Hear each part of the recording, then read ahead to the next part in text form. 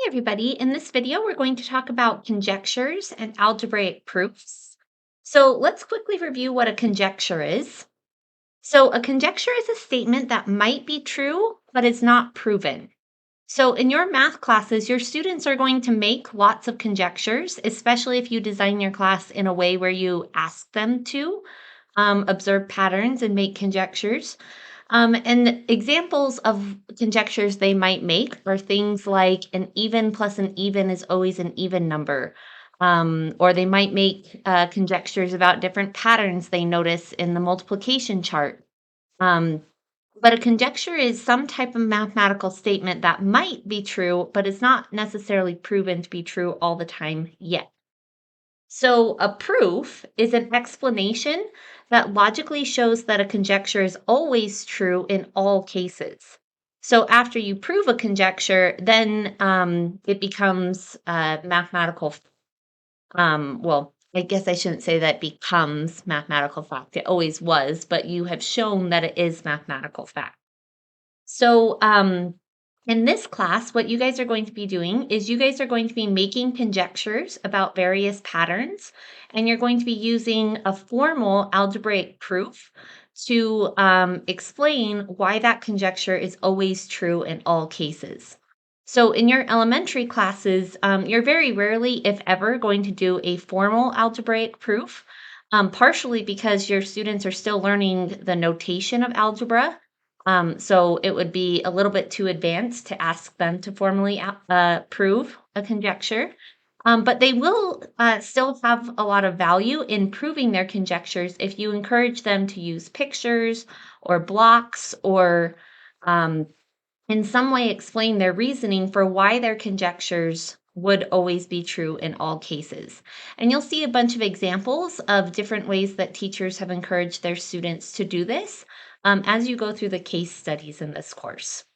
But I want to show you an example of what it looks like to do a formal algebraic proof so that you have that information and that context for the assignments that you'll be doing in this class because I'm asking you guys to prove your conjectures on a higher level than what you would ask your students to do so that you can practice using algebraic notation to represent the ideas and the patterns that you observe. So the pattern that I'm going to do my proofs about is a number sequence that my dad sent me. Well, actually, our whole family. So he sent this out to our group chat. And he sent us a series of 6 numbers, and the pattern continues if you find a pattern for it. And he asked us to find what functions we found that produced this sequence. So before I show you the texting thread that followed, I want you to look at this number sequence and see if you could figure out a way to predict what the next number would be after 143. So pause this video and see if you can figure out what pattern would create the next number, and then I'll show you how me and my siblings responded.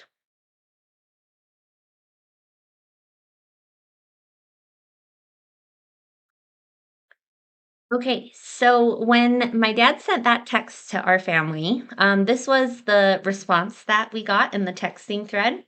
And the thing that I thought was interesting is that different members of my family had different methods of finding the pattern. However, the same pattern was created regardless of the fact that there were like 3 different ways that we figured out how to describe the pattern. So, one of my sisters, she found that if you multiply consecutive odd numbers, like 3 times 5 and then 5 times 7 and 7 times 9 and 9 times 11, that creates the sequence. The pattern that I found was that if you square consecutive even numbers and subtract 1, then that also creates the pattern because 2 squared is 4 minus 1 gives you the 3. 4 squared is 16 minus 1 gives you the 15. And then when we were looking for even more ways, my sister found another one where she looked at the difference between the numbers. So she noticed that you have to add 12 to get from 3 to 15 and add 20 to get from 15 to 35 and 28 from 35 to 63. And what she observed is that this difference changes by 8 every time. Um, so these are the different patterns that we noticed, and it'll be interesting to observe which one you found when you were looking at the pattern. And I'm going to use this example to show you two different types of proofs that we're going to be using in this class. So the first type of proof is an equivalence proof, and this is most useful when you're trying to show that something equals something else. Specifically, if both of the things you're trying to prove are equal, um, can be represented with algebraic expressions that are called explicit algebraic formulas. So I'll explain more about that in the next video when I explain equivalence proofs. But this one's really useful when you're trying to prove that two things are equal to each other. A proof by induction is the other type of proof we're going to be using in this class. And this is really useful when you have a recursive pattern or a recursive formula. So that kind of means like that your next term depends on what your previous term was. And then when you're trying to prove that that's equivalent to an explicit formula where it doesn't depend on the previous term. So again, I'll go through this in more detail in the proof by induction video.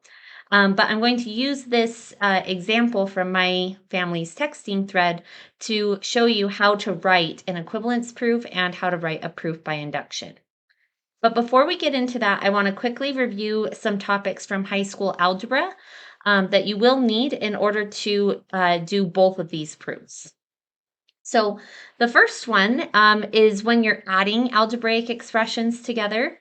So when you're adding algebraic expressions, if you have the same variable in multiple terms, you can do what we call combining like terms. So like in this case, if I have 3x's and negative 1x, I can combine those together and say that I have 2x's. Or if I have 5y's and negative 2y's, well, 5y's minus 2y's is going to give me 3y's. So that could be simplified to be written as 3y. And then if I have 7 constants and 8 constants, I can add those together, and that makes 15 constants total. So this right here is equivalent to this expression, but it's more simplified. And simplifying expressions will be something you'll need to do in your proofs. So I wanted to briefly review that. The next thing I wanted to review was how you multiply expressions. So this is often called foiling because you multiply the first terms and then the outer terms, and then the inner terms, and then the last terms. But really what's happening here is that you're just applying the distributive property twice, essentially. So if you do 3x and you distribute that to 2x, you get 6x squared. Then when you distribute 3x to 7, you get 14x. And when you do 8 times 2x, you get 16x. And 8 times 7 gives you 50, or sorry, I don't know why I wrote 16x. And then 8 times 7 gives you 56. And then you can actually simplify this even further by combining like terms like we did on the last slide, because 14x's plus 16x's is going to give you 30x's. So this would be the fully simplified version of this, but this is kind of the middle step to get to that point. So that's the idea of multiplying expressions. And you actually technically can multiply expressions that have like 3 or 4 terms as well. And in that case, the FOIL acronym doesn't work as well because you have more than just 2 terms in each factor. But the idea is still the same, that you distribute each term to every term in the other expression that you're multiplying by. So that's how you multiply expressions, which you'll need for some of your proofs. And then on some of the proofs, it's helpful to use the distributive property in reverse, where you factor expressions. So in this case, I have 3 terms, and all of these 3 terms have a common factor of 3 because you can divide them evenly by 3. And so you could factor out that 3, which leaves you with 1x, 2y's, and negative 5 constants. And so what this does is it kind of rewrites the expression in a way that it's written as multiplication instead of as addition. So that will be helpful on some of your proofs as well.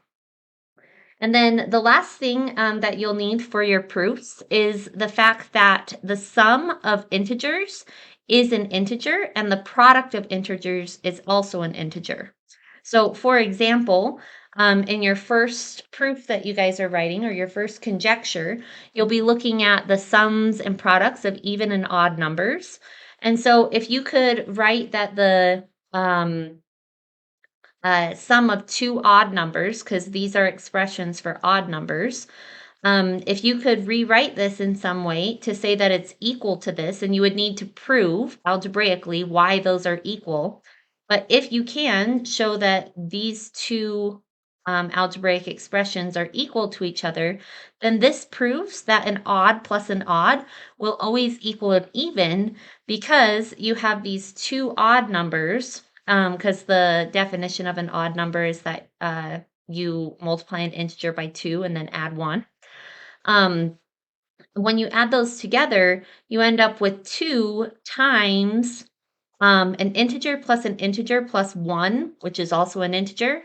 And because the sum of integers is an integer, this number right here is itself an integer, which proves that an odd plus an odd will always equal an even. So that's one of the properties you'll need to use in your proofs. And similarly, you could also do the same thing with products, where if you have the product of integers, then that is an integer. So I hope this video was helpful as a little introduction and a quick review of high school algebra. And in the next two videos, I'll be showing you specific examples of how to do an equivalence proof and a proof by induction. So I hope you have a good day, and I'll see you in the next video.